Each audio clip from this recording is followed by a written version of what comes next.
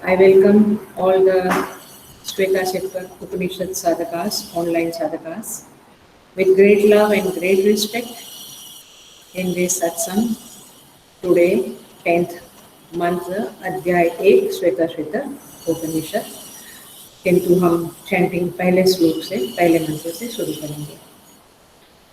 हरि ओम ब्रह्मवादिनो वदन्ति किं कारणं ब्रह्म कुतस्म जाता जीवामकेन वचसं प्रतिष्ठा अधिष्ठितः केन सुखेतरेषु वक्तामहे ब्रह्मविदो व्यवस्थां कालः स्वभावो नियतिर्यदृच्छा भूतानि योनिः पुरुष इति चेत्या संयोगेषां न तु आत्मभावा आत्माप्यनीश सुखदुःखहेतोः ते ध्यानयोगानुगता अपश्यन् देवात्मशक्तिं स्वगुणैर्निगूढा यकारणानि निखिलानि तानि कालात्मयुक्तानि अधितिष्ठत्येकः तमेकनेमिं त्रिवृतं षोडशान्तं शताधारं विंशतिप्रत्यराभिः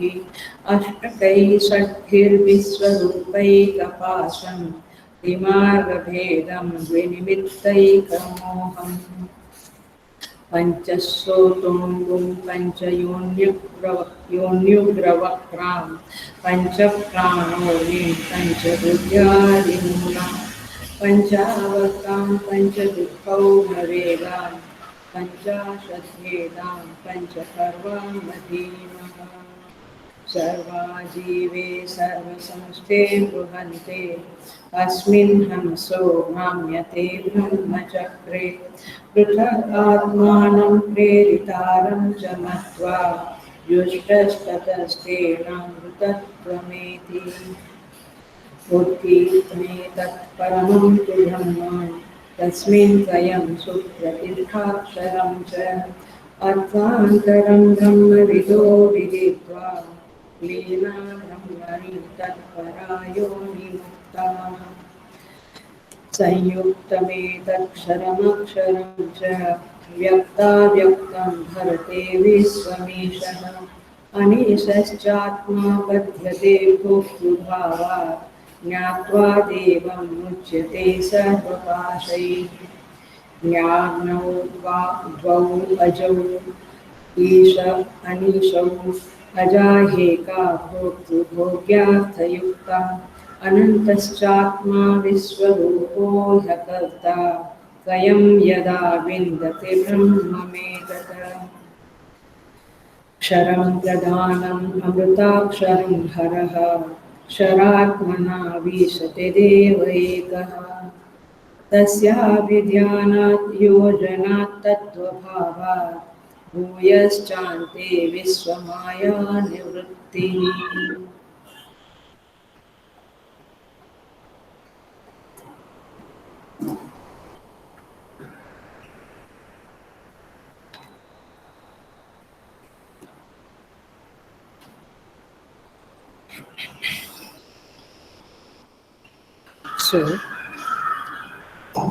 यहाँ पे कहते हैं क्षरम प्रधानम 10वां मंत्र श्वेता श्वेता उपनिषद अध्याय 1 10वां मंत्र क्षरम प्रधानम अमृताक्षरम हरः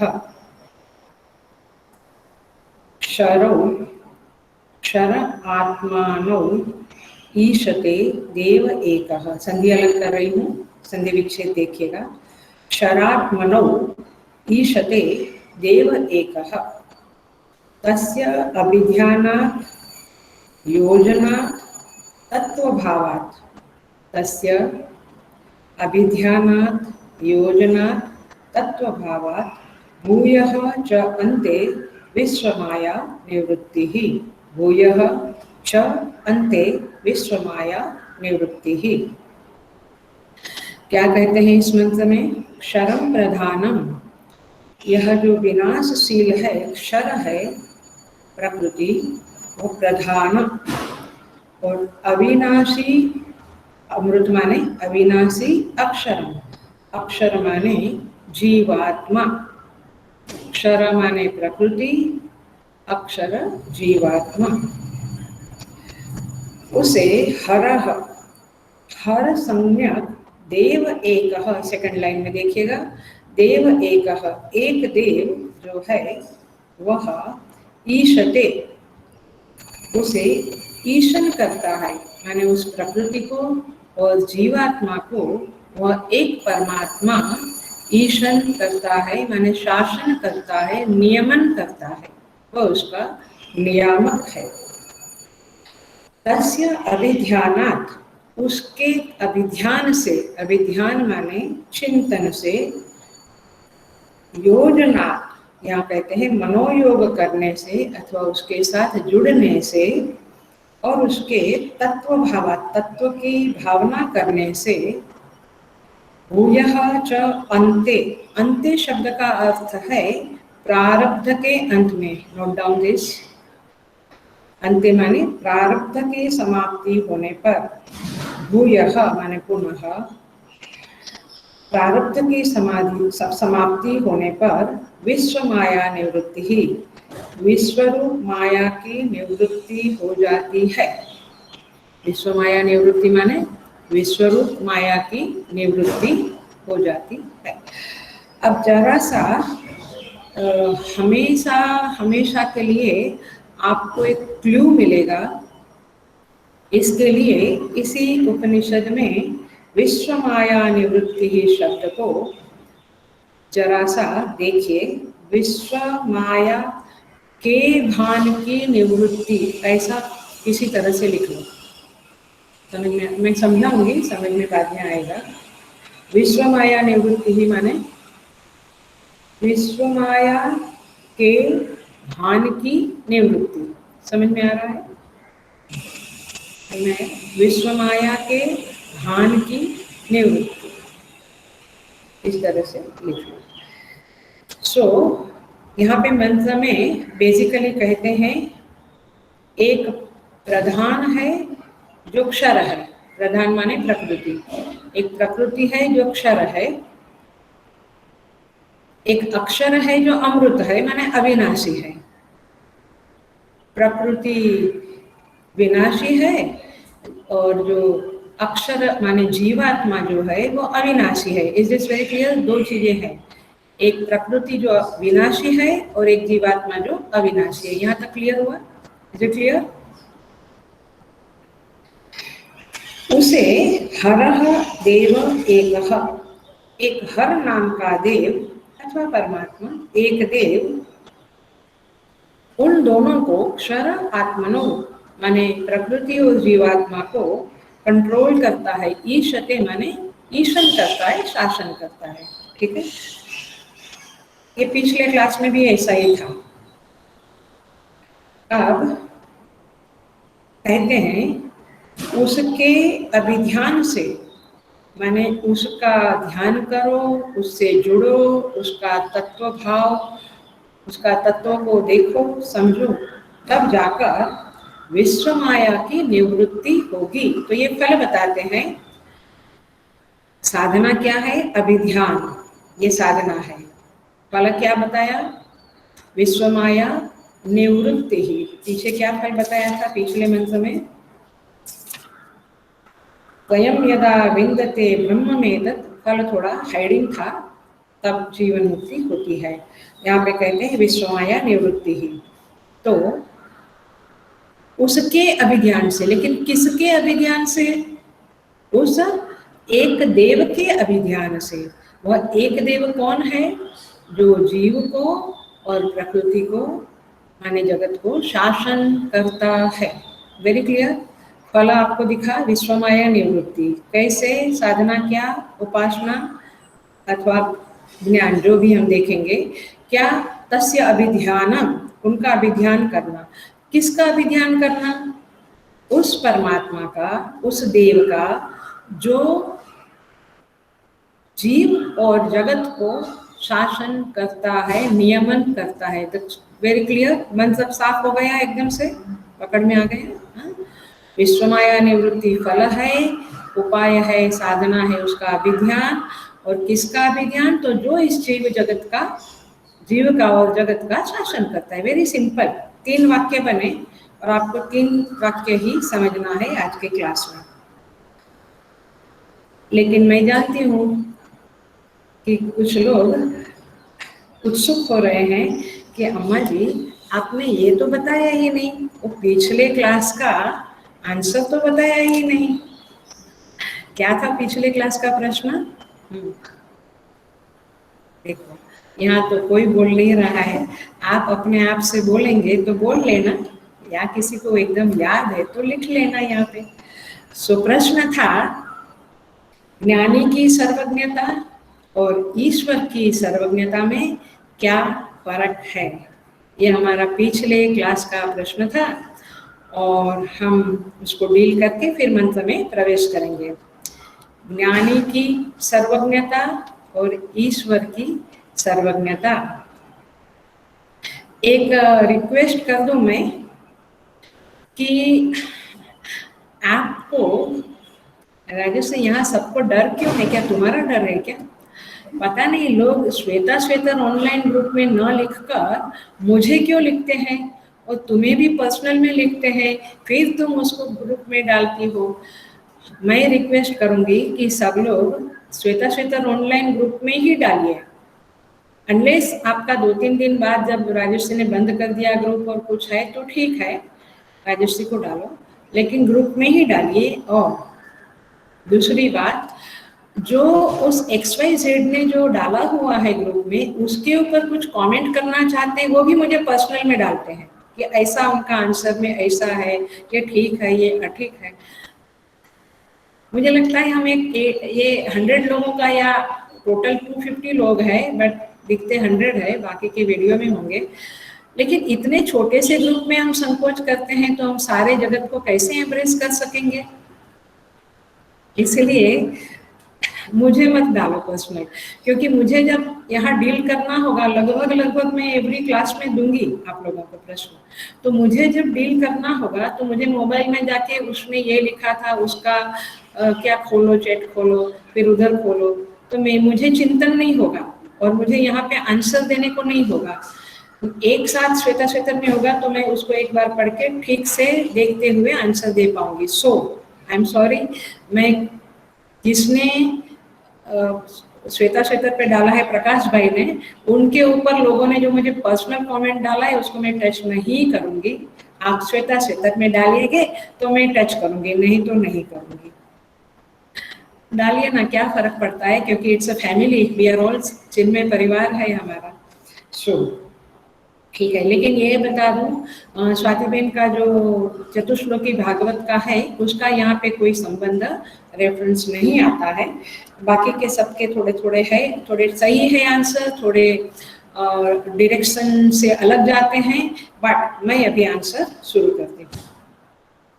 सो ईश्वर की सर्वज्ञता और ज्ञानी की सर्वज्ञता। सो सीधा शुरू करती हूँ।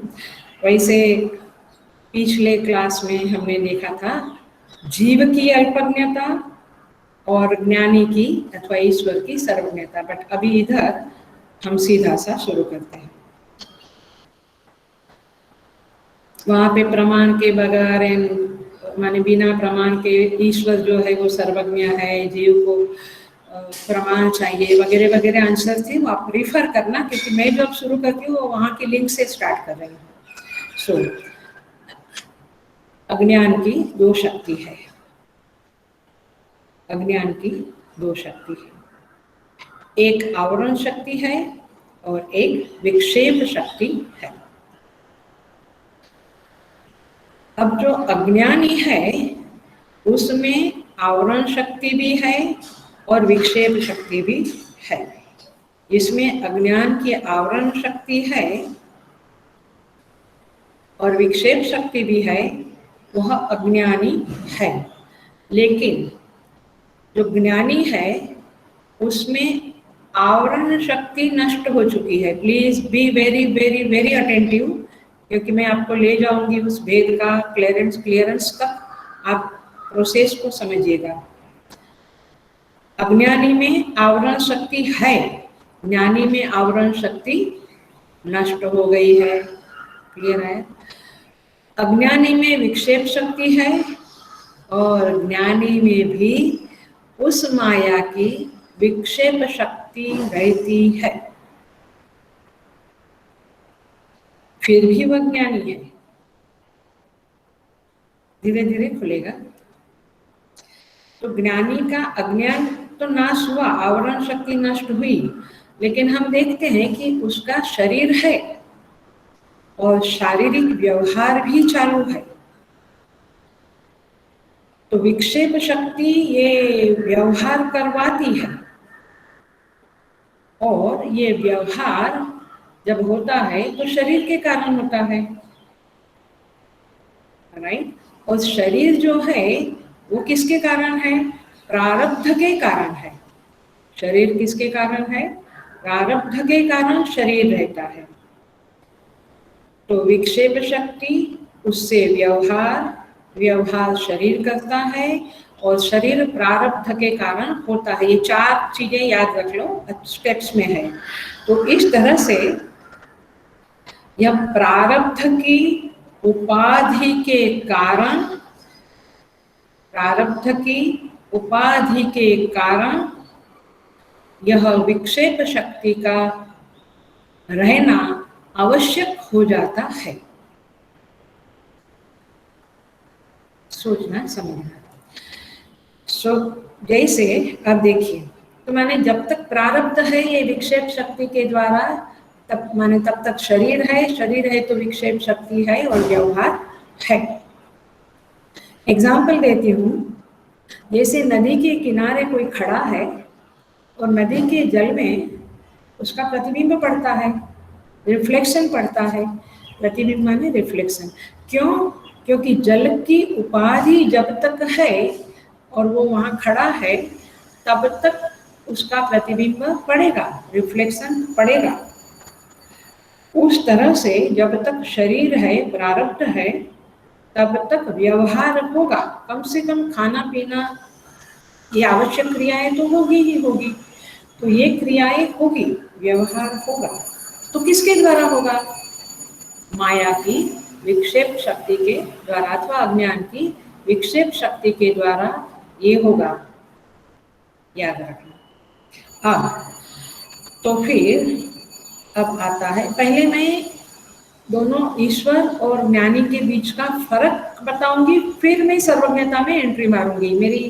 मेरी पद्धति को अथवा थॉट डेवलपमेंट को आप पकड़ के रखना, नहीं तो आपको लगेगा क्या चल रहा है, कुछ समझ में नहीं आता है, बट आपको रिटेन करना पड़ेगा ये बातों को। तो ये विक्षेप शक्ति है, व्यवहार है, आवरण शक्ति चली गई है, इसलिए उनका अज्ञान नष्ट हो गया है। मतलब उपाधि है तब तक, जैसे जल की उपाधि है तब तक दिखना, उस प्रतिबिंब का दिखना चालू रहेगा। You can not do anything even though it is a reflection, it is not the truth. आया पकड़ा? इवन दो ज्ञानी का व्यवहार मिथ्या है, नॉट ट्रूथ, फिर भी वो चलता रहेगा। इस एग्जाम्पल से ये पकड़ लो ज्ञानी की बात। अब ईश्वर में क्या उपाधि है जिसके कारण उसको भी ये व्यवहार करना पड़ता है? अच्छा, कौन सा व्यवहार करना पड़ता है? जगत का सृष्टि माने उत्पत्ति, स्थिति और संहार का व्यवहार करना पड़ता है। तो यह जो व्यवहार होता है तो वो भी विक्षेप शक्ति के द्वारा ही होता है। तो ईश्वर के साथ कौन सी उपाधि लगी है? तो ईश्वर के साथ जीवों के कर्मों की उपाधि लगी है, क्योंकि जीवों के कर्मों के परिपक्व होने पर, माने कर्मों को फलोन्मुख होने पर, फलोन्मुख माने अब उसके कर्म का फल सामने आ रहा है, उसको मिल रहा है, तो उस फल को देना है ईश्वर को, क्योंकि कर्म फल दाता ईश्वर है। अथवा कहो कि वो फल देता है, इसके लिए उनकी उपाधि बनी है कर्म फल दाता। तो इस तरह से जीवों के कर्मों की उपाधि के कारण अथवा कर्मफलदाता की उपाधि के कारण ईश्वर भी यह सृष्टि स्थिति संहार का व्यवहार करता हुआ दिखाई देता है। लैंग्वेज ध्यान में रखना, पकड़ के रखना, नहीं तो आपको कंफ्यूजन। सो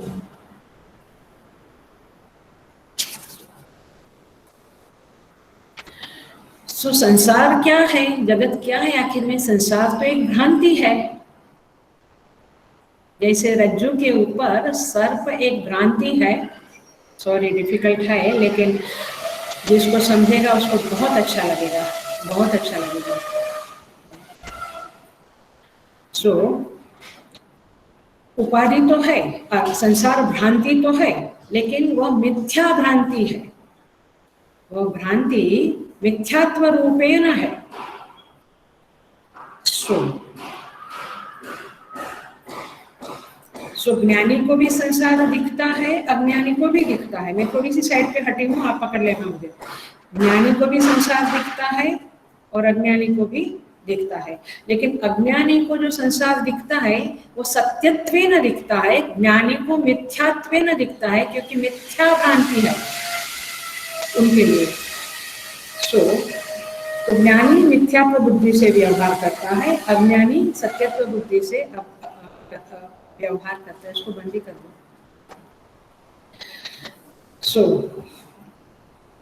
अब परमात्मा का क्या आया, ईश्वर का क्या आया ज्ञानी के साथ? तो देखो, ज्ञानी जो व्यवहार करता है वह भी विक्षेप शक्ति और प्रारब्ध की उपाधि के कारण, और ईश्वर भी जीवों के कर्मों की उपाधि के कारण व्यवहार करता है, माने कि ये सृष्टि स्थिति वगैरह करता है, और उनकी वो भी विक्षेप शक्ति के सहारे ही करते हैं। लेकिन फर्क ये है, परमात्मा का जो व्यवहार है विक्षेप शक्ति के द्वारा, वो नियमों के आधार पे होता है, और ज्ञानी का जो व्यवहार है वह उसके संस्कारों के आधार पर विक्षेप शक्ति उससे उस प्रकार का व्यवहार करवाती है। ये दो वाक्य बहुत इंपॉर्टेंट है, मैं फिर से बोलती हूँ।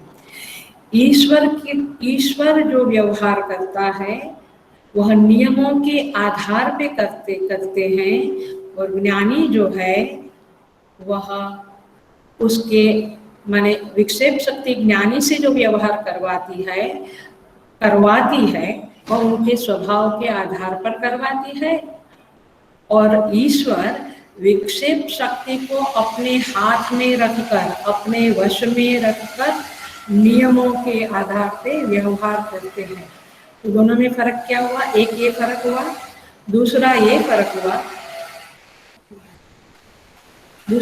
फर्क हुआ कि ईश्वर माने विक्षेप शक्ति ईश्वर के वश में है, और ज्ञानी विक्षेप शक्ति के वश में है, अथवा स्वभाव के वश में विक्षेप शक्ति उससे करवाती है, और ईश्वर परमेश्वर विक्षेप शक्ति का सहारा लेकर ये सृष्टि स्थिति संहार करते हैं। दोनों की मिथ्यात्व बुद्धि है उसमें, ये समान है, मिथ्यात्व बुद्धि दोनों की है, लेकिन ये फर्क है। पकड़ना नहीं तो 2 बार 3 बार पढ़ना। मुख्यतः विक्षेप शक्ति का कारोबार है, जहाँ ईश्वर के वश में है विक्षेप शक्ति, ज्ञानी के वश में नहीं है। मतलब कि ज्ञानी को विक्षेप शक्ति उसके स्वभाव के आधार पे करवाती है व्यवहार। दोनों के व्यवहार में इस तरह से फर्क है। अब तो इस तरह से दोनों में फर्क है, तो अब उनकी सर्वज्ञता का संदर्भ हम आगे बढ़ के देखते हैं। मैंने अब सर्वज्ञता के आती हूँ मैं। तो जो एक आंसर था कि ईश्वर सदा सर्वज्ञ है, क्या कहते हैं, सहज प्रकाश स्वरूप भगवाना नहीं तह पुनि विज्ञान विहाना। विहान माने सुबह, मॉर्निंग। परमात्मा में सुबह शाम नहीं होता है, सूर्य के प्रकाश में सुबह शाम होता है, अथवा ज्ञानी में पहले अज्ञान था अब ज्ञान हुआ, लेकिन परमात्मा सदा सर्वकाल तीनों काल में सदा सर्वज्ञ है। तो इस तरह से परमात्मा का में और उसमें फर्क है, ये एक सिंपल फर्क हुआ। अब उपाधि के संदर्भ में, अब जो योगी है ज्ञानी है वो हमसे सर्वज्ञ है, हमको तो वर्तमान का भी पता नहीं है इतना खास, वो सर्वज्ञ है। लेकिन उपाधि के संदर्भ में देखना, उपाधि शब्द बोला है जहाँ पे परमेश्वर की समष्टि कर्मों की उपाधि है, और यहाँ ज्ञानी की स्वयं के कर्म की माने प्रारब्ध की उपाधि, इतना फर्क है। तो ज्ञानी जो है वह देवता के मन की बात नहीं जानता है, देवता के मन की बात नहीं जानता है। तो ज्ञानी की सर्वज्ञता से थोड़ी ज्यादा देवता की सर्वज्ञता है। अब देवता लोग हैं, उनके राजा इंद्र है, तो देवता इंद्र के मन की बात नहीं जानते हैं, है? तो इंद्र की सर्वज्ञता थोड़ी ज्यादा है। मैं एकदम श्रुति का ही उद्धरण करके प्रमाण देकर बताती हूँ कैसे है करके, तभी आपको थोड़ा लगेगा। अभी लगता होगा ये ऐसा कैसा बोल रहे हैं। देखिए, इंद्र से भी ज्यादा बृहस्पति का है सर्वज्ञता। तो इंद्र भी बृहस्पति के मन की बात नहीं जानता है, तो उनकी सर्वज्ञता माने बृहस्पति की सर्वज्ञता इंद्र से भी ज्यादा है। फिर ब्रह्मा, विष्णु, महेश, ऐसे ऐसे होगा। अब ये मैं किस आधार में बोलती हूँ, आप चले जाइए तैत्तरीय में, जहाँ पे ब्रह्मानंद वल्ली है, और वहाँ पे क्या कहते हैं, ते ये शतम मानुषा आनंदाः स एको मनुष्य गंधर्वाणाम आनंदः श्रोत्रियस्य चाकामहतस्य देवगंधर्वाणाम आनंदः। माने एक से ज्यादा दूसरे का, दूसरे से ज्यादा उसका, देव से गंधर्व, गंधर्व से देव का, देव से पितृ, पितृ से आ जाना, ऐसे बढ़ता गया। तो इस तरह से इससे आनंद का न्यूनता और अधिकता है, वैसे सर्वज्ञता का भी न्यूनता अधिकता होता है उपाधि के संदर्भ में, और कुछ नहीं है। From point of view of ब्रह्म ज्ञान दे आर फाइन, सब सेम है।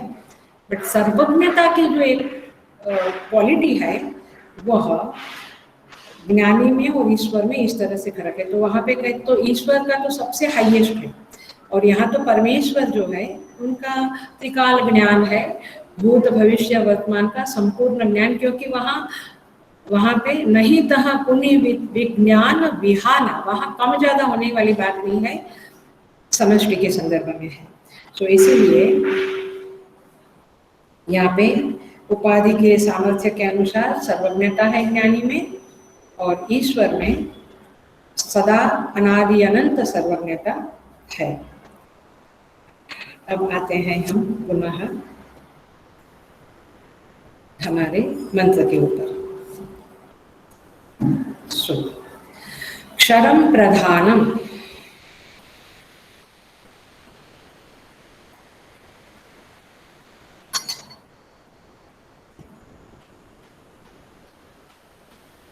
क्षर शब्द का अर्थ है जो बदल जाए, जो क्षरित हो गए, जो डिके हो गए, उसे कहते हैं क्षर।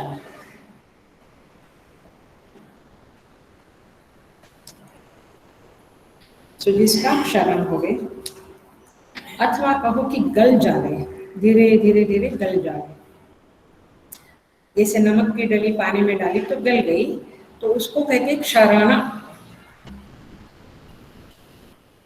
क्या मंत्र है, क्या श्लोक है, अंगम गलितम कलितम मुंडम दसन विहीनम जातम तुंडम वृद्धो याति गृहीत्वा दंडम तदपि न मुंचति आशा पिंडम भज गोविंदम भज गोविंदम गोविंदम भज मूढ़म। तो ये गोविंद ही है जो अक्षर है, वो सारा कुछ क्षरित है, गलितम गलितम उसे कहेंगे क्षर। तो क्षर क्या है, प्रधान है। देखना, प्रधान माने प्रकृति, प्रधान शब्द सांख्य योग का है, प्रधान माने प्रकृति। तो अब देखते हैं, तो प्रधान माने क्या। देखो, धान माने, प्रधान माने प्रकृष्ट धान, माने धान रखने का जो कोठा होता है उसे कहते हैं प्रधान। धान किस में रहता है, प्रकोष्ठ में रहता है। अपन कहते हैं ना, स्टोर रूम बोलते हैं आप लोग उसको। तो धान जो रहता है वो कोठे में रहता है, इसलिए उसको प्रधान, प्रकृष्ट धान ऐसा बोलते हैं। उसी तरह से ये संसार में जो धान है, संसार में क्या धान है, मनुष्य का बीज, पशु का बीज, पक्षी का बीज, वनस्पति वृक्ष का बीज, सब जो बीज है, जो मत्स्यावतार में भगवान ने सारे बीजों को इकट्ठा करके नाव में ले गए थे, याद है ना भागवत की कथा। सो ये सारे जो बीज है, ये अलग अलग बीज रूप जो धान है, वो कहाँ रहता है? सारे सृष्टि का वो जिसमें रहता है उसको प्रधान कहते हैं। तो प्रधान माने प्रकृति, इस प्रकृति में ही सारा कुछ समाया हुआ है। आपको विजुअलाइज हो रहा है? तो इस तरह से प्रधान शब्द है, प्रधीयते इति प्रधानम। तो जैसे महाप्रलय में सब कुछ समा जाता है, किसमें? प्रकृति में, तो यह है प्रधान। और क्षरम माने विनाशशील। तो प्रकृति में जो कुछ भी है, हमारे शरीर, सारे वृक्ष लताएं, पशु पक्षी के शरीर, शरीर सारे जो पंच महाभूत का पसारा है, वो सब कुछ विनाशशील है। Is it very clear? Okay. अब तो ये है आपका क्षरम प्रधानम। अब आता है अमृताक्षरम। जो अक्षर है वो अमृत है। अक्षर माने जीवात्मा, वो अविनाशी है। प्रकृति विनाशी है, जीवात्मा अविनाशी है। जीवात्मा का ज्ञान होने से जीवत्व बाधित होता है, बट जो आत्मा है वो तो अविनाशी ही है। तो अब हम कहते हैं कि सारा कुछ महाप्रलय में प्रकृति में लीन होता है। और प्रकृति किस में लीन होती है? परमात्मा में लीन होती है। पकड़ में आ रहा है? परमात्मा में। तो हम ये भी कहेंगे कि सब कुछ परमात्मा में लीन होता है। तो हर शब्द का क्या अर्थ हुआ? हरति इति हर। आप लौकिक में उपासना के संदर्भ में ये कह सकते हैं कि रोगम शोकम पापम तापम, ये जो हरण करता है भक्तों का, वो ईश्वर है, हर है। अथवा ज्ञान के संदर्भ में जीवों की अविद्या को हरण करने वाला है, वो हर है। लेकिन प्रकृति के साथ लेवे तो प्रकृति का भी हरण करता है, प्रकृति भी उसमें सो जाती है, तो जीव उसमें ही सो जाते हैं वास्तव में। तो उसका नाम है हरह। तो आपको समझ में आया प्रकृति क्या है?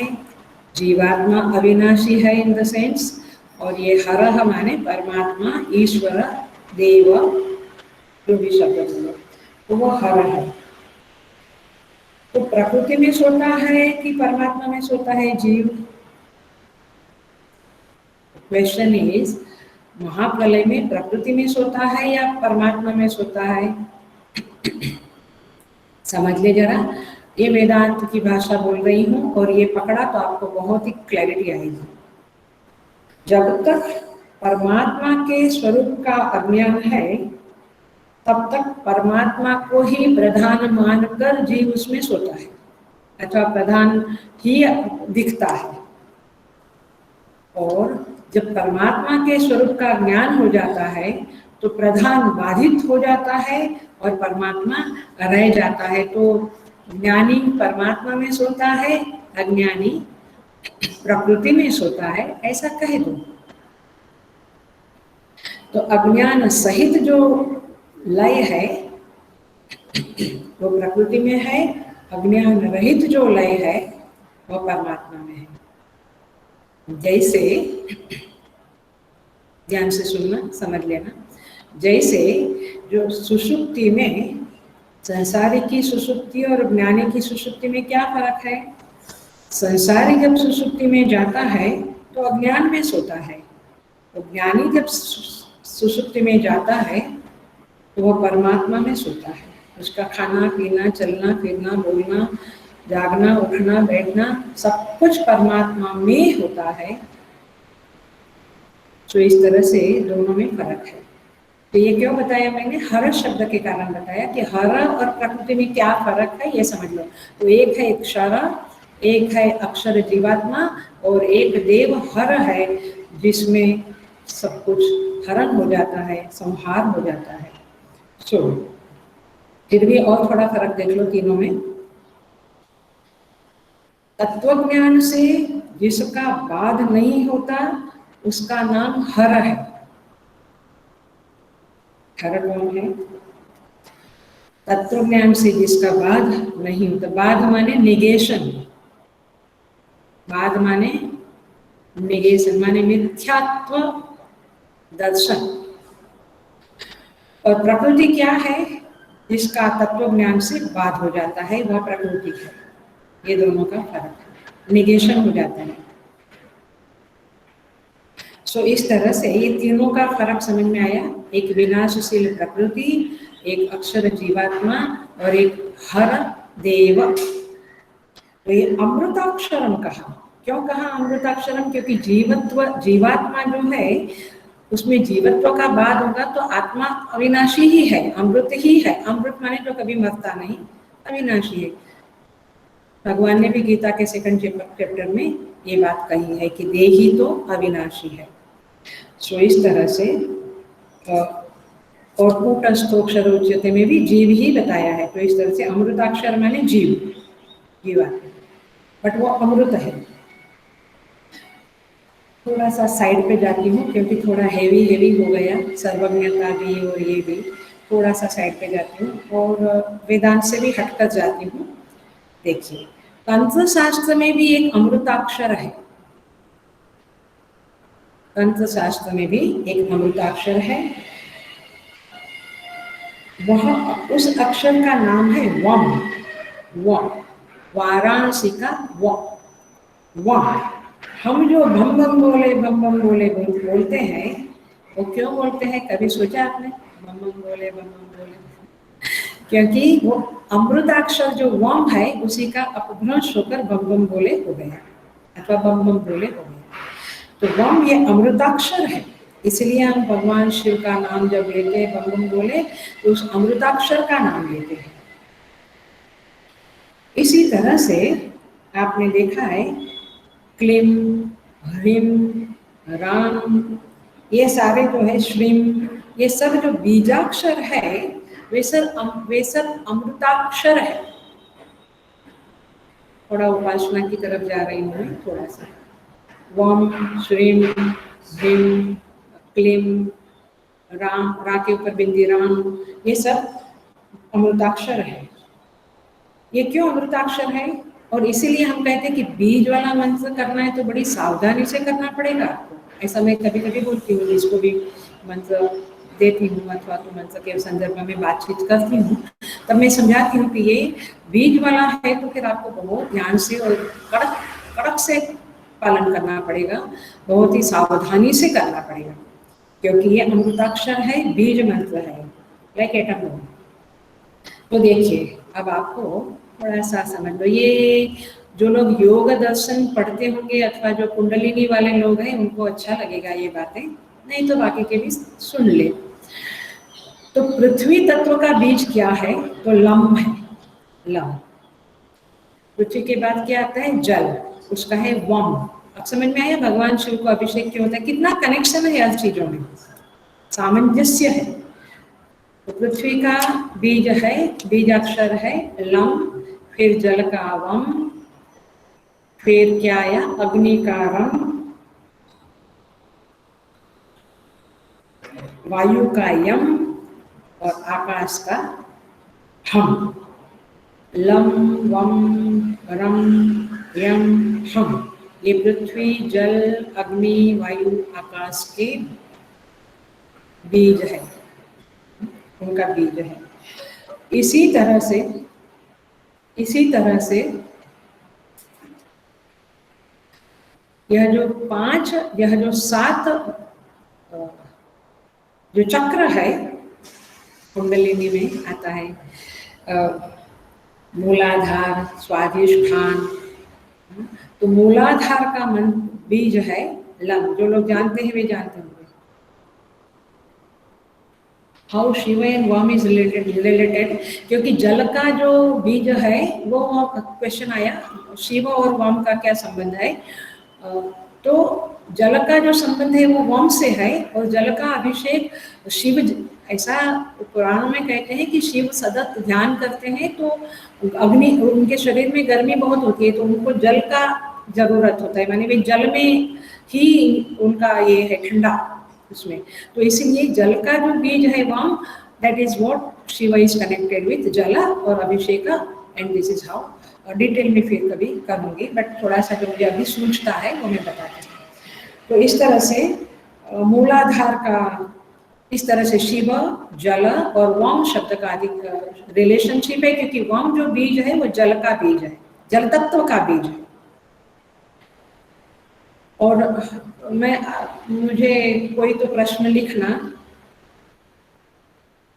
हाँ, अदर बीज मंत्र ऑल्सो इज सेम। क्या लिखा था आपने? फिर से लिखो, फिर से आओ फाल्गुनी। अच्छा, ठीक है। तो इस तरह से यस, दूसरे का भी कनेक्शन है। मैं थोड़ा सा नेक्स्ट क्लास में कहूँगी, कोई मुझे श्वेता में प्रश्न डाल देना, ताकि मुझे याद रहे कि मुझे ये कहना है। सो मैं बताऊंगी पांचों का थोड़ा बहुत।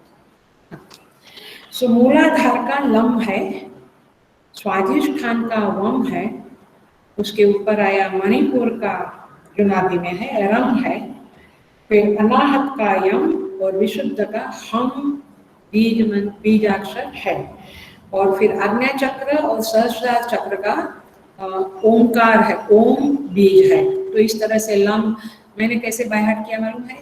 लवर यह, लवर यह, तो एकदम इजी हो गया। लम वम रम यम हम।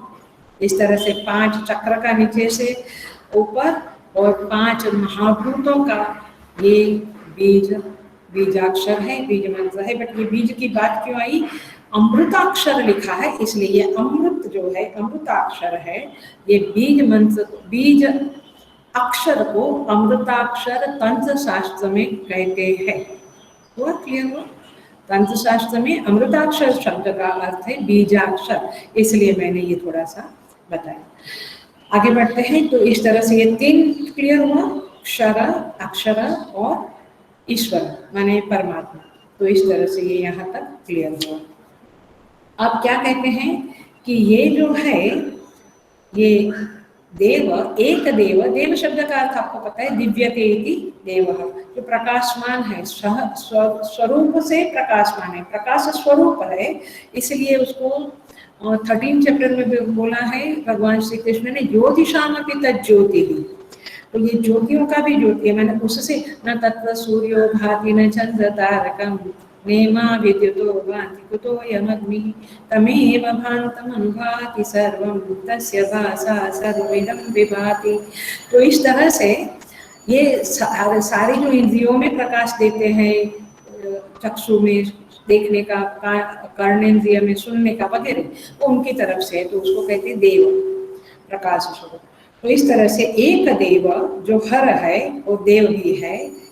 वे देव ईशते, ये प्रकृति और जीवात्मा को ईशन करता है। ईशन करता है माने नियमन करता है, उसको कंट्रोल करता है, शासन करता है।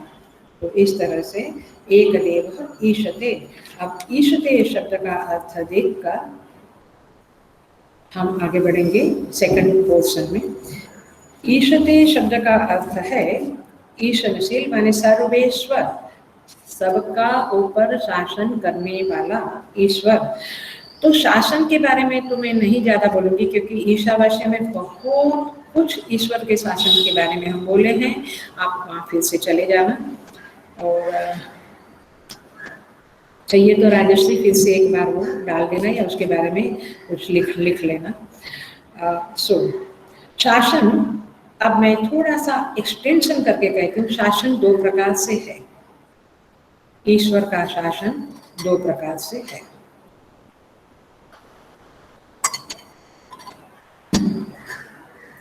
एक तो है प्रकृति साम्राज्य के ऊपर, और दूसरा जीवों के कर्मों के ऊपर। ये छोटा सा वाक्य है, जीवों के कर्मों के ऊपर उस ईश्वर का शासन है। ये छोटा सा वाक्य है, लेकिन जबरदस्त गंभीर वाक्य है।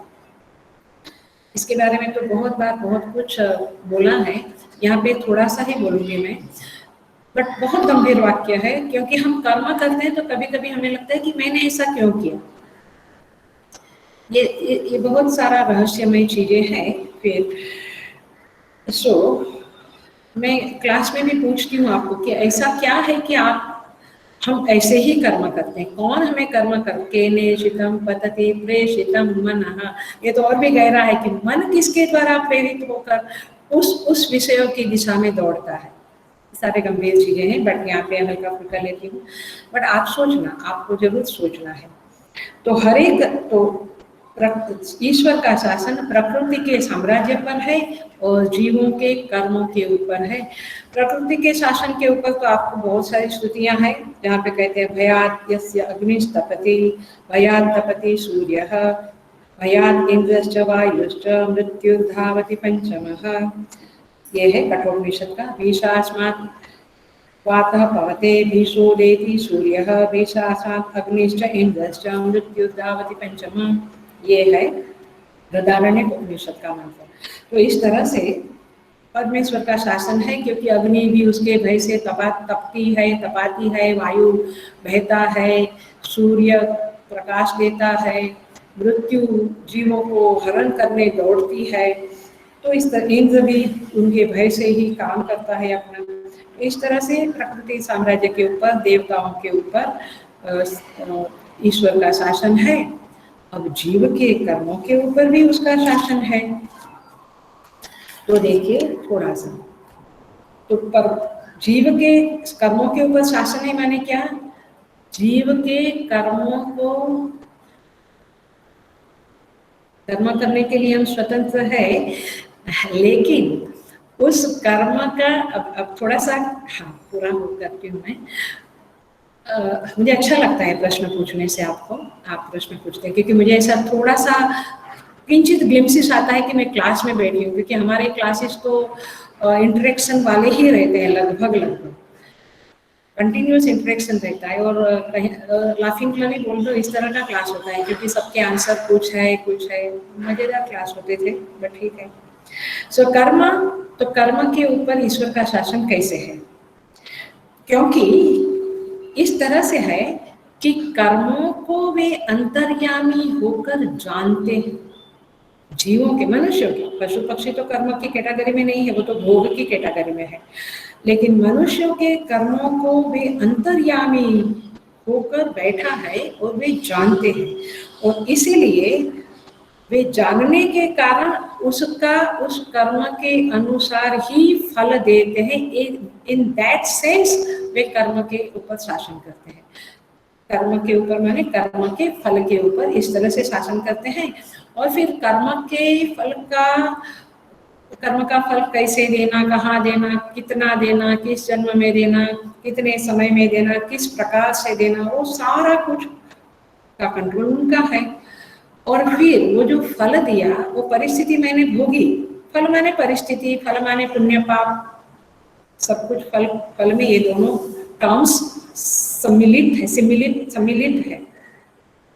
तो जो फल बना, वो फल का जो संस्कार बना मेरे अंदर, अगेन जो फल बना वो मेरे सामने आया, उसको मैंने किस तरह से रिस्पोंड किया, ये मेरी स्वतंत्रता है, इसी को कर्म बोलते हैं। लेकिन जो फल मिला और फिर मैंने कर्म करके रिस्पोंड किया, उसके संस्कार बने, फिर उस संस्कार के अनुसार मैंने कर्म किया। तो इस तरह से एक विशियस सर्कल के संदर्भ में, एक चक्र के संदर्भ में वे कर्म के और कर्म फल के शासक है। तो शासन उनका इस तरह से हमारे कर्मों पर भी है, क्योंकि जो कर्म हम करते हैं वो संस्कारों के अनुसार ही करते हैं। मेरी बुद्धि ने सत्संग के संस्कार लिए तो मैं उस तरह से रिस्पॉन्ड करूंगी, अथवा मेरे संचित किए हुए संस्कारों के अनुसार हम रिस्पॉन्ड करते हैं। तो इस तरह से कहीं ना कहीं उनका शासन है, और फल के ऊपर तो संपूर्णतया उनका शासन है। तो इस तरह से अब और थोड़ा सा मैं बोलती हूँ। देखिए कर्म 3 प्रकार के हैं, वैसे तो बहुत कुछ है, उसकी कैटेगरीज है, जब आप निमित्त वगैरह में जाएंगे तो अलग एंगल से है, बट ये मैं अलग एंगल से बोलती हूँ। एक है 3 प्रकार के मानसिक कर्माशय, आशय माने पुण्य और पाप, कर्माशय माने पुण्य और पाप। तो एक है मानसिक कर्माशय, एक है इंद्रियों के द्वारा कर्माशय पैदा होता है, इंद्रियों के द्वारा हम पुण्य पाप करते हैं, मानसिक पुण्य पाप करते हैं। और एक है शारीरिक कर्माशय। ये 3 प्रकार के कर्माशय है, माने पुण्य पाप है। उस पुण्य पाप को कौन से कर्म का कितना पुण्य होगा, कितना अमाउंट बोलना ठीक नहीं लगता है, वजन बोलना भी ठीक नहीं लगता है, कितना पाप होगा, ये कौन करता है? ये भी परमात्मा करता है। तो कर्माशय के ऊपर उनका कंट्रोल है, इन दैट सेंस के ऊपर भी परमात्मा की मर्जी से नहीं होता है। वो दैट इज वो आपके रिस्पॉन्ड, आपका रिस्पॉन्ड क्या है वो आपका स्वतंत्रता है, लेकिन आप रिस्पॉन्ड करते हो आपके संस्कार के अनुसार। तो वहां पे जो संस्कार बनना है वो परमात्मा फल देता है, उसके आधार पे आपका संस्कार बनता है। फिर कर्म में आपकी स्वतंत्रता है, नहीं बुरा कर्म में किसी की मर्जी नहीं है, माने परमात्मा की मर्जी नहीं है। बट परमात्मा का जो नियमों का एक चक्रव्यूह है, एक विषय सर्कल है, वो उनके हाथ में है। इन दैट सेंस वो शासन करता है कर्मफल दाता के रूप में। थोड़ा सा गहरा है ये। तो देखो, मानसिक कर्माशय, इंद्रियों का कर्माशय और शारीरिक कर्माशय जो पैदा होता है, वो सब पाप पुण्य पैदा करना, मैंने वो कर्म का कितना पाप पुण्य होगा वो उसके हाथ में है, उसका फल किस प्रकार से किस रूप में प्रस्तुत करना वो उनके हाथ में है, उस फल के एग्जैक्टली कैसे संस्कार बनाना वो उसके हाथ में। उस संस्कार के द्वारा कर्म फिर से करवाना, वो ही प्रेरित करते वो कर्म आपको, वो संस्कार आपको। तो ये सारा जो है वो उनके नियमों के आधार पे होता है। In that sense he is controlling our karma and karma फल। और हमारे माने इनर पर्सनालिटी पे उनका कंट्रोल है, कहना मेरा यही था। अथवा जो आचार्य का मैं पढ़ रही हूँ, बोल रही हूँ, तो कहना उनका यही है कि इनर पर्सनालिटी के ऊपर भी उनका कंट्रोल है, और बाहर जो शरीर और सारे सृष्टि है प्रकृति, उसके ऊपर भी उनका शासन है। तो एक देवः ईशते, ये जो शब्द है माने ये जो टुकड़ा है, इसको हमने थोड़ा सा समझा। इसको देखो, लेकिन उसके अंदर न्याय भी है, नियम भी है। इसको ब्रह्म सूत्र में आप जाएंगे तो वैषम्य नैर्घृण्ये न सापेक्षत्वात् तथा ही दर्शयति, ब्रह्म सूत्र का 2/1/34 पे आप चले जाना तो देखना। तो इस तरह से वहां पे ज्यादा आपको समझेगा किस तरह से होता है। तो इस तरह से यहाँ पे ये हुआ। हम थोड़ा सा आगे बढ़ जाते हैं क्योंकि टाइम कम होने लगा है, फिर भी हम करेंगे। तस्य अभिध्यानात्, तो ऐसा जो ईश्वर है उसका अभिध्यान किया तो आपकी विश्व माया निवृत्ति होगी। इतना टुकड़ा बाकी है हमारा, हम करते हैं अभी। तो अभिध्यान का अर्थ होता है, अभी माने सामने, माने उनके प्रति अपनी वृत्ति को लाओ, अथवा उनको चित्त में भरो, अथवा वृत्ति में उनको लाओ। परमात्मा का वृत्ति में आना जरूरी है। मैं जो अभी पॉइंट कहने जा रही हूँ वो भी थोड़ा हेवी तो है ही, बट क्या करें, थोड़ा सा हेवी है, बट आप अटेंशन से सुनना तो आपको बहुत अच्छा लगेगा, और एक नया बात आपके चित्त में क्लियर होगा, एक नया पॉइंट आपको क्लियर होगा जो भी मैं बोलने जा रही हूँ। तो परमात्मा को वृत्त्यारूढ़ करो, ये वेदांत की भाषा बोली, ये स्वामी जी का शब्द है। बहुत बार स्वामी सुबोधानंद जी ये बोलते हैं, स्वामी जी माने सुबोधानंद जी। सो वृत्त्यारूढ़ परमात्मा ही अज्ञान का नाशक होता है। वृत्त्यारूढ़, उसी को ब्रह्माकार वृत्ति बोलते हैं। चलो आपको थोड़ा फेमिलियरिटी लगे इसके लिए, वृत्त्यारूढ़ परमात्मा ही अज्ञान का नाशक होता है। जब हम कहते हैं नेति नेति, सबका निषेध करो, ये भी नहीं, ये भी नहीं, माने ये ईश्वर नहीं है, ये ब्रह्म नहीं, ये ब्रह्म नहीं, तो नेति नेति ये महावाक्य नहीं है, ये अवान्तर वाक्य है। इसलिए अवान्तर वाक्य माने महावाक्य में मददगार वाक्य है। तो परमात्मा का ध्यान करो, अभिध्यानात् माने परमात्मा को वृत्ति में भरो, वृत्ति में भरो। वाणी में तो भरते आप, हरे राम राम राम हरे हरे, वाणी में भरना एक बात है। Hello, very attentive. वाणी में परमात्मा को भरना एक बात है, वृत्ति में भरना एक बात है। माने वागेंद्रिय में भरना एक बात है, मन की वृत्ति में भरना एक बात है। तो ये है अभिध्यान वेदांत की दृष्टि से।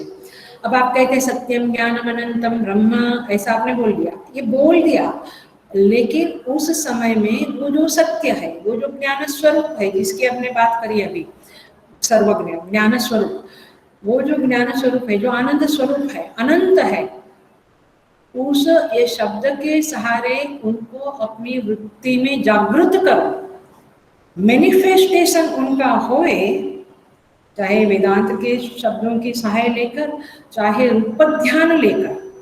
अब रूप ध्यान का आगे कहती हूँ, बट उनको वृत्ति में भरना ये अभिध्यान है, ये पक्का करो। अब भक्ति में जो ये नहीं, वो सब में देखो, वो ईशावासी में मैंने ज्यादा क्लियर किया है, बट ठीक है, ईश्वर को सब में देखना माने ईश्वर को वृत्ति में भरना ही है। Yes, it is fine. So अब कहते हैं भक्ति के संदर्भ में क्या है, अभिध्यान शब्द की डेफिनेशन, प्रियत्व पूर्वक दर्शन समानाकार वृत्ति, उसको ध्यान बोलते हैं। प्रियत्व पूर्वक मतलब प्यार से, दर्शन समानाकार वृत्ति, ये थोड़ा ध्यान रख के समझना पड़ेगा आपको। जैसे अभी आप मुझे लैपटॉप पे या मोबाइल पे देख रहे हैं, मैं तो आपको नहीं देख रही हूँ, लेकिन मैं मेरे यहाँ पे मंदिर में बैठी हूँ, हमारे सत्संग हॉल में बैठी हूँ, आश्रम के चिन्मय मिशन थाने के, और मैं यहाँ बैठे हुए लोगों को देख रही हूँ। यहाँ मंदिर में भगवान जी बैठे हैं, उनको भी देख रही हूँ। तो तात्पर्य यह है कि हम जैसे देखते हैं एकदम सामने, वैसे ही वृत्ति में परमात्मा को आप देखो, ये भक्ति का ध्यान है। उस समय में हेलो मिक्स नहीं करना, भक्ति है तो भक्ति, वेदांत है तो वेदांत। उस समय में ये नहीं सोचना कि ये तो दृश्य है जिसका मैं ध्यान कर रहा हूँ, ये तो कल्पना है, तो इसलिए यहाँ और मैं तो दृष्टा हूँ, तो फिर आपका वेदांत वाला ध्यान बनेगा। आप भक्ति पूर्वक करते तो समान दर्शनाकार वृत्ति, मैंने दर्शन समानाकार वृत्ति, मैं भी हूँ वो भी है, ऐसी वृत्ति। तो इस तरह से ध्यान करो, उनको चित्त में लाओ, उनके रूप ध्यान करो, अथवा नेति नेति के दृष्टा के रूप में ध्यान करो, अथवा सत्यम ज्ञानम अनंतम के वृत्ति के रूप में उनको भरो, वो भी ध्यान है, दृष्टा रूप में भी अभिध्यान है, और रूप ध्यान भी ध्यान है। अभितः ध्यान, हाँ, जो अभी फाल्गुनी ने पूछा सब में ईश्वर देखना, तो ये है अभितः। अभितः मैंने सर्वत्र उसको देखो, यस, बट सर्वत्र उसको देखो माने उपाधि को बाधित करके देखो। हेलो, प्लीज प्लीज प्लीज, आप बिल्कुल गलती नहीं करना, ये स्लीपरी एरिया है। उपाधि सहित नहीं, उपाधि का बाध करके, जो मनुष्य देह है या पशु का देह है, कुत्ता बिल्ली सब, उपाधि का बाध करके, निगेशन करके उसको देखो, तब जाके ईशावास्यम होगा। नहीं तो बड़ा वो बोला ना, भैंसे ने लात मारा तो हमारा ईशावास्यम टूट गया वाला मामला हो जाएगा। इसलिए सो इस तरह से नेति नेति यहाँ नहीं लगनी है, रूप ध्यान में नेति नेति नहीं लगनी है, ख्याल में है। सो इस तरह से देखो, नेति नेति क्यों कहा है वेदांत में, थोड़ा सा समझ लेते हैं। नेति शब्द का संस्कृत में अर्थ होता है रस्सी, माने जो गाय को जब दूहते हैं तो बछड़े को बांध देते हैं। तो बछड़े को बांधने की जो गाय के पाँव में बांधते हैं, वो रस्सी जो होती है, उसको कहते हैं नेति अथवा नोयना। उसको नोयना बोलते हैं गाँव की भाषा में, और संस्कृत में उसको नेति बोलते हैं। अब देखो मैं क्या वाक्य बोलती हूँ, पकड़ लेना। जीव रूप बछड़े को परमात्मा रूप गाय के पाँव में बांधने की जो युक्ति है, वो नेति नेति है, माने वो रस्सी है, वो नेति नेति है। तो एक नेति नेति कह दिया, उससे कुछ नहीं होगा, ब्रह्माकार वृत्ति बननी ही चाहिए, वो परमात्मा वृत्त्यारूढ़ होना ही चाहिए। तभी तो कहते हैं ब्रह्माकार वृत्ति से ही अज्ञान नष्ट होता है। तो केवल नेति नेति अवान्तर है, मददगार है, लेकिन मुख्य तो क्या है, अभिध्यान माने उसको वृत्ति में आरूढ़ करो, अथवा वृत्ति को दृश्य समझकर दृष्टा की ओर अटेंशन को ले जाओ, ध्यान को ले जाओ, उसको अभिध्यान बोलेंगे। तो वेदांत की दृष्टि से भी और उसकी दृष्टि से भी, भक्ति की दृष्टि से भी आई एम ट्राइंग कि मैं आपको समझा पाऊँ। तो इस तरह से अभिध्यान माने ध्यान।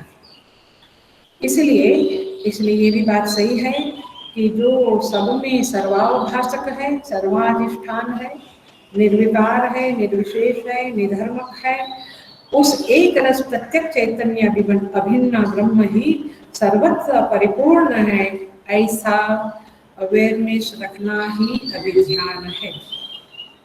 ये है आपका अभिध्यान शब्द का। कठिन पड़ रहा है, डिफिकल्ट जा रहा है, पिकअप नहीं हो रहा है, और बीच बीच में थोड़ा कठिन जा रहा है। ठीक है, मैं ट्राई करती हूँ।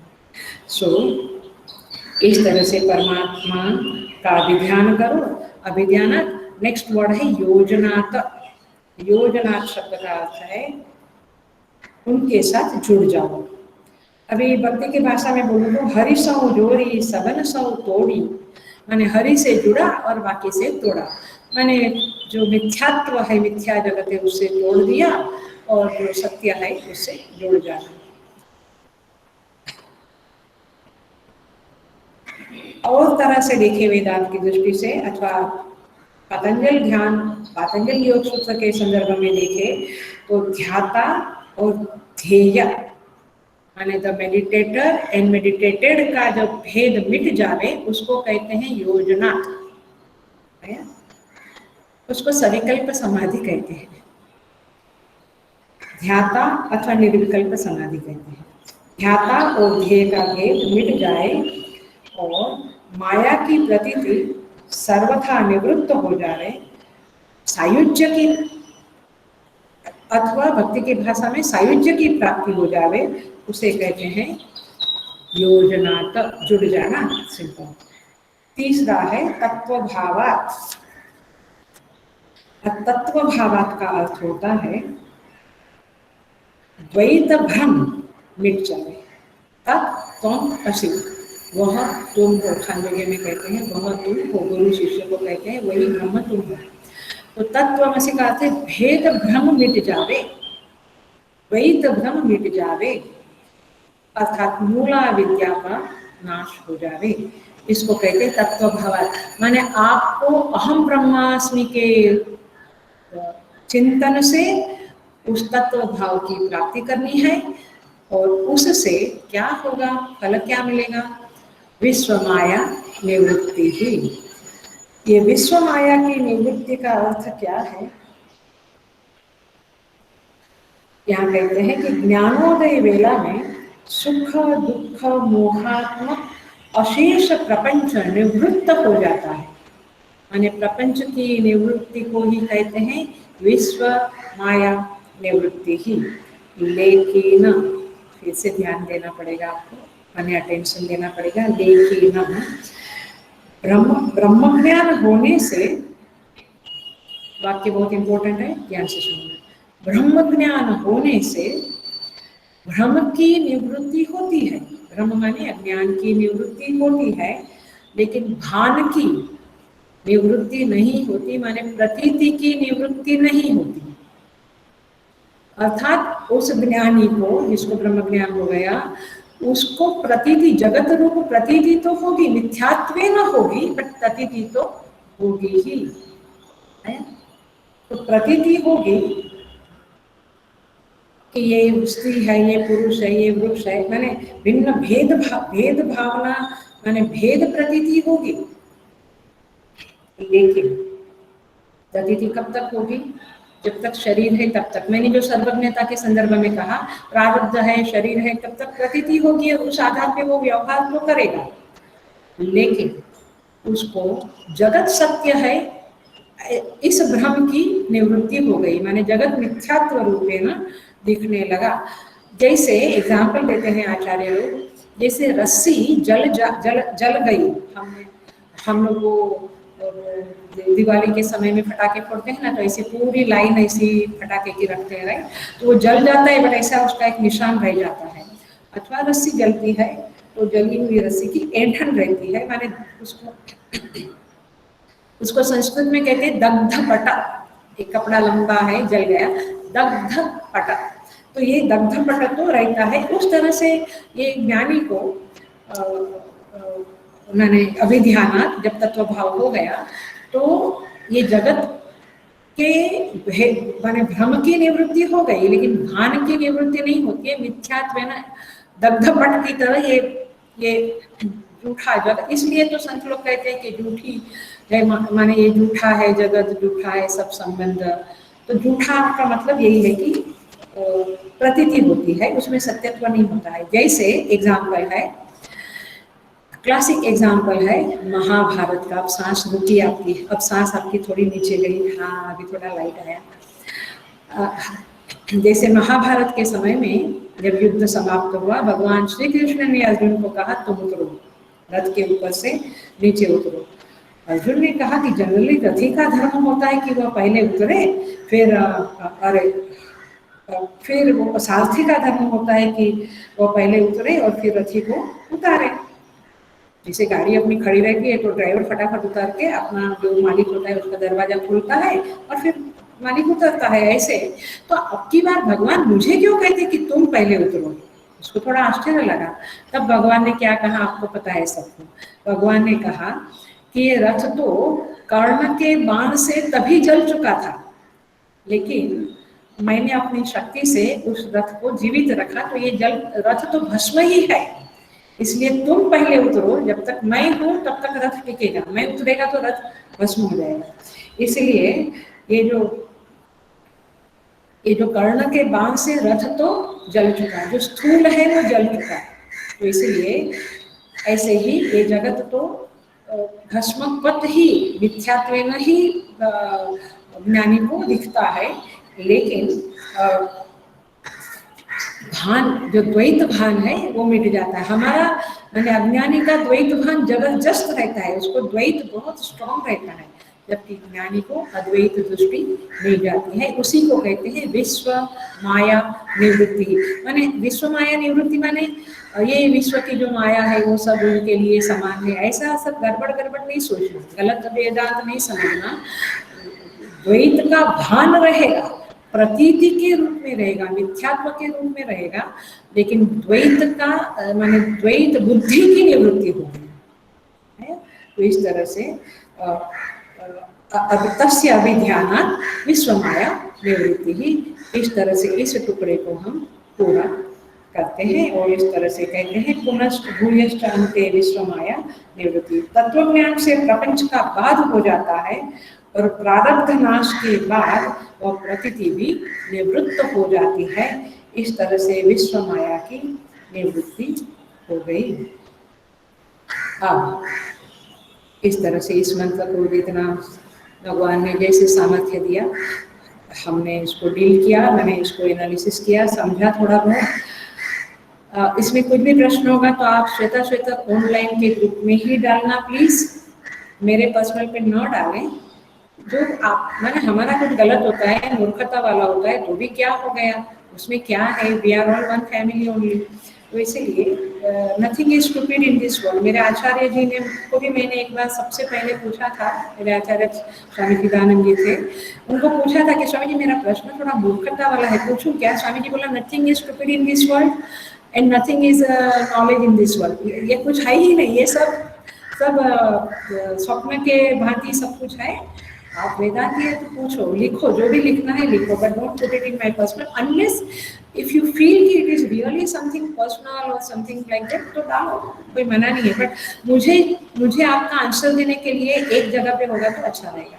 एनीवे, सो इस तरह से यहाँ पूरा होता है। अगला मंत्र जो 11वां मंत्र है उसका प्रश्न मैं अभी ही दे देती हूँ। यहाँ पे कहा है कि उस देव को जानकर क्या फल है? क्षीणैः क्लेशैः जन्म मृत्यु प्रहारिः, ये फल है 11वें मंत्र में। और तस्य अभिध्यानात्, उनका ध्यान करने से क्या फल है? तृतीयं देह भेदे विश्वैश्वर्यम् आत्मकामः, तो मैंने ये फल है।